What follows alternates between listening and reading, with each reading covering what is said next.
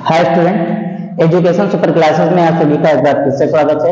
आज हम लोग एक नया चैप्टर पढ़ने जा रहे हैं जिसका नाम है त्रिकोणमिति। क्या हम लोग पढ़ने वाले हैं? त्रिकोणमिति। त्रिकोणमिति देखिएगा, बहुत अच्छे तरीके से हम लोग त्रिकोणमिति के बेसिक कॉन्सेप्ट को क्लियर करेंगे। ठीक है, बेसिक कॉन्सेप्ट को हम लोग क्लियर करेंगे। सबसे पहले इसमें आज हम लोग जानेंगे कि त्रिकोणमिति है क्या। ठीक है, त्रिकोणमिति में पाइथागोरस प्रमेय का उपयोग कैसे होता है, पाइथागोरस प्रमेय क्या है। ठीक है, उसके बाद में जो हम लोग तीसरा पार्ट इसमें पढ़ने वाले हैं वो है त्रिकोणमिति अनुपात, जैसे साइन, कॉस, टेन, सेक, कोसेक है ना, और कॉट, थीटा। इसके बारे में हम लोग बहुत अच्छे तरीके से जानेंगे। तो आते हैं हम लोग आज के टॉपिक पे। बहुत ज्यादा समय नहीं लगेगा, लेकिन इतना रिक्वेस्ट जरूर है कि वीडियो को आप लोग लाइक, शेयर और सब्सक्राइब जरूर कीजिए, है ना। नया नया चैनल है तो सपोर्ट आप लोगों की जरूरत है। ठीक है, और एक सब्सक्राइब तो बनता है। ठीक है, अगर आपको वीडियो अच्छे लगे तब, नहीं अच्छे लगे मत कीजिएगा, कोई दिक्कत नहीं। ठीक है, आते हैं हम लोग। देखिए, त्रिकोण, त्रि का मतलब होता है तीन। क्या होता है? तीन। और कोण का मतलब तो सब लोग जानते हैं, कोण ही होता है, कोना। जहां भी कोना बन जाए वो आपका क्या होता है? कोण। कहीं भी कोना आपको दिख जाए तो समझ लीजिए कि किसी ना किसी एंगल पे वो क्या है?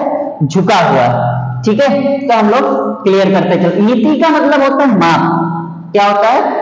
मिति का मतलब होता है माप। तो यानी आज हम जो त्रिकोणमिति में पढ़ने वाले हैं वो ऐसे त्रिभुज पे आधारित होगा है ना। तीन कोण के माप को आज हम लोग पढ़ेंगे और खूब अच्छे से पूरा बेसिक कॉन्सेप्ट हम लोग क्लियर करते हैं। त्रिकोणमिति का मतलब सिर्फ ये होता है कि हम इसमें तीन कोण के बारे में पढ़ेंगे, है ना, और तीनों कोणों के माप, उनकी भुजाओं के माप, बहुत सारी चीजें हम लोग इसमें पढ़ते चलेंगे।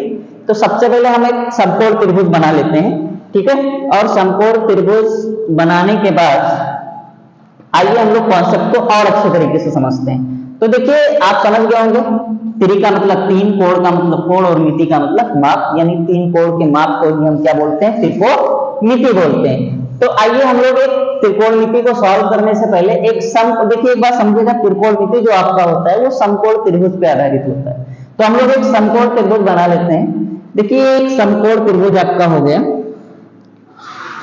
ठीक, ये एक समकोण त्रिभुज आपका बन गया। देखिए, समकोण त्रिभुज में आपका एक कोण 90 अंश का होता है। कितने अंश का होता है? इसको हम लोग मान लेते हैं थीटा। ठीक, ए, बी और सी, ये आपका एक समकोण त्रिभुज है। ठीक है, इस कोण का माप थीटा है और ये 90 अंश का है। एक बात समझिएगा, 90 अंश के कोण के सामने वाली भुजा सबसे लंबी होती है और इसको हम लोग क्या बोलते हैं? कर्ण बोलते हैं, जिसको हाइपोटेन्यूस भी इंग्लिश में बोलते हैं। तो हम लोग इसको एच से भी डिनोट कर सकते हैं, है ना। एच से हम इसको रिप्रेजेंट करेंगे। और जो हिंदी वाले छात्र होंगे वो भी समझेंगे, इसको हम लोग क्या बोलते हैं? कर्ण। ठीक, हाइपोटेन्यूस मींस क्या होता है? कर्ण। ठीक, थीटा के सामने वाला जो कोण होता है, थीटा के सामने वाली जो भुजा होती है उसको हम लोग क्या बोलते हैं? परपेंडिकुलर। यानी इसको हम पी से रिप्रेजेंट करेंगे, है ना। और इस हिंदी में इसको बोलते हैं लंब। क्या बोलते हैं? लंब। ठीक है, और ये बेस आपका हो जाएगा, इसको हम लोग बी से रिप्रेजेंट करते हैं। ये आपका बेस होता है। बेस का मतलब होता है आधार। तो आप समझ गए होंगे, एस से हाइपोटेन्यूस, पी से परपेंडिकुलर और बी से बेस। बेस मींस आपका आधार हो जाएगा। ये एक फॉर्मेट क्रिएट हो गया कि समकोण त्रिभुज के बारे में हम लोग सीख रहे हैं। 90 अंश के सामने वाली भुजा को कर्ण बोलेंगे, थीटा के सामने वाले को हम लंब बोलेंगे। आप कहेंगे सर अगर हम थीटा ना ले, कोण ए के यहाँ कोण ए को हम ले लें तो कोण ए के सामने वाला लंब हो जाएगा, फिर ये आधार नहीं रह जाएगा, ये आधार बन जाएगा। ठीक है, अभी हम लोग और अच्छे तरीके से इसको समझते चलेंगे। तो ये एक समकोण त्रिभुज है। समकोण त्रिभुज से मैंने, अब हम लोग क्या करेंगे? समकोण त्रिभुज जो होता है इसमें एक पाइथागोरस प्रमेय होता है। पाइथागोरस प्रमेय की बात करें अगर, तो देखिए पाइथागोरस प्रमेय त्रिकोणमिति में खूब यूज होता है। ठीक है, तो हम लोग इसको पहले समझेंगे। पाइथागोरस प्रमेय, जब हम पाइथागोरस प्रमेय की बात करते हैं तो पाइथागोरस प्रमेय कहता है कि कर्ण पर बना वर्ग, यानी कर्ण आपका क्या? ए बी है ना, या हम डायरेक्ट कर्ण ही लिख दे रहे हैं तो कर्ण स्क्वायर बराबर होता है लंब स्क्वायर, ठीक है, प्लस आधार स्क्वायर। ये होता है पाइथागोरस प्रमेय। आपसे कभी भी पाइथागोरस प्रमेय पूछा जाए या कभी भी एग्जाम में पाइथागोरस प्रमेय पे सवाल है तो ये होता है आपका पाइथागोरस प्रमेय। पाइथागोरस प्रमेय का मतलब होता है कर्ण का स्क्वायर बराबर होगा लंब के स्क्वायर और आधार के स्क्वायर के योगफल के।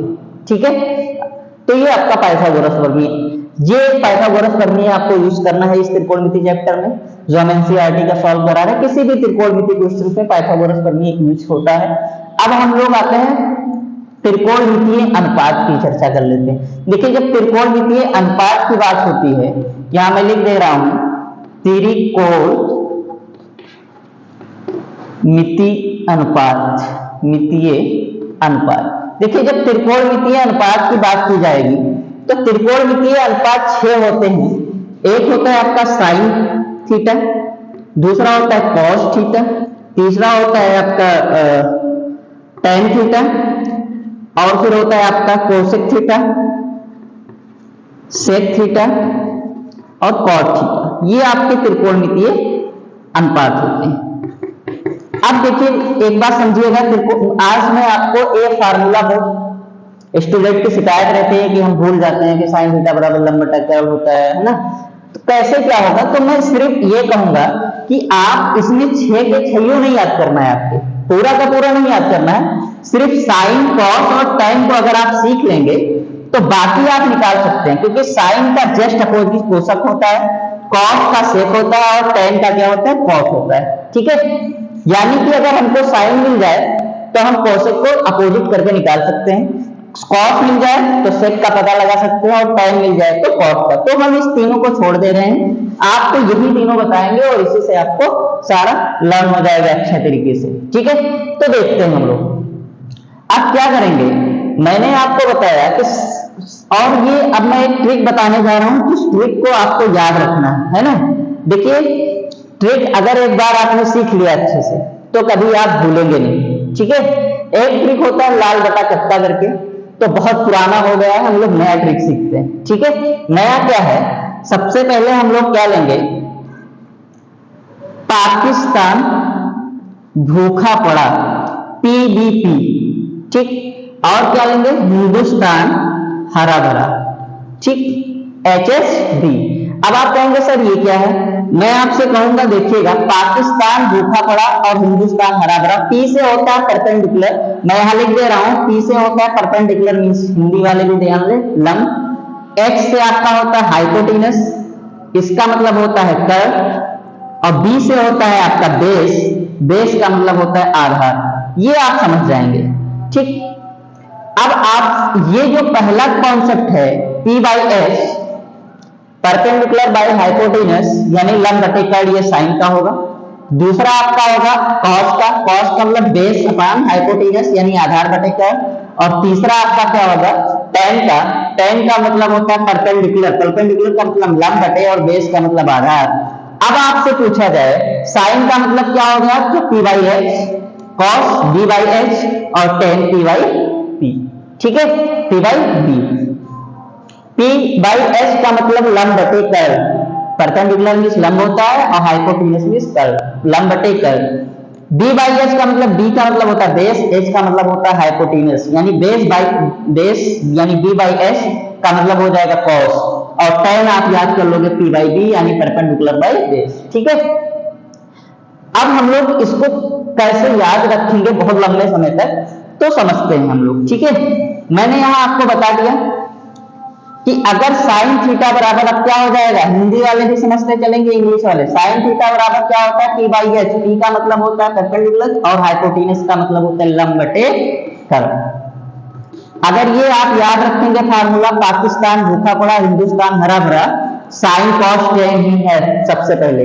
ठीक है, और इसका अपोजिट, अब आप कहोगे सर साइन का अपोजिट क्या होता है, हम कहेंगे अगर कोसेक का आपको निकालना है, कोसेक थीटा, तो इसका जस्ट अपोजिट कर दो, यानी H बाई P कर देना है, इसका मतलब हो जाएगा कर्ण बटे लंब। क्या हो जाएगा, कर्ण बटे लंब। ठीक, ऐसे आपको कॉस का पूछा जाएगा तो कॉस का मतलब आधार बटे कर्ण होता है, और इसका जस्ट अपोजिट कर्ण बटे आधार कर देंगे तो क्या हो जाएगा, आपको सेक मिल जाएगा। ठीक है, इसीलिए त्रिकोणमितीय जो अनुपात होता है वो याद करने का सबसे आसान ट्रिक मैंने आपको बता दिया है। हम लोग कल से क्वेश्चन को सॉल्व करेंगे।